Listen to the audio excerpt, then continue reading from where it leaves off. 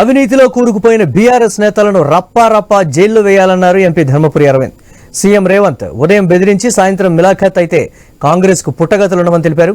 వచ్చే ఎన్నికల్లో బీఆర్ఎస్ నుంచి హరీష్ రావు తప్ప ఎవరూ గెలవరని కీలక వ్యాఖ్యలు చేశారు. కేటీఆర్ కు ఓటమి తప్పదని, తెలంగాణ సమాజం కేసీఆర్ కుటుంబాన్ని క్షమించదన్నారు అరవింద్.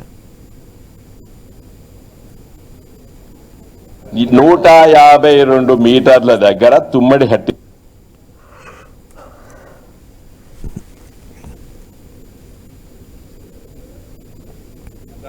లోపల వేయకపోతే రేవంత్ ఇస్ ఆల్రెడీ అన్పాపులర్, పూర్తిగా అన్పాపులర్ అయిపోతుంది. పొద్దున మాట్లాడి బెదిరించి మధ్యాహ్నం సాయంత్రం సంచులు తీసుకున్నాడు కాదు. నువ్వు చేయలేదా నీ పార్టీ, నువ్వు నీ రాజకీయ జీవితం కూడా భూస్థాపితమవుతుంది. సిరిసిల్ల నాకు హరీష్ ఒక్కడే గెలుస్తుంది అనిపిస్తుంది అండి. ఆ సిద్దిపేట బయట ఆయన కూడా లుటపీస్ ఏం లేదా. సిరిసిల్ల కూడా కేటీఆర్ని ఓడగొడతాం. తెలంగాణ సమాజం ఏనాడు కూడా కల్వకుంట్ల కుటుంబానికి క్షమించదు.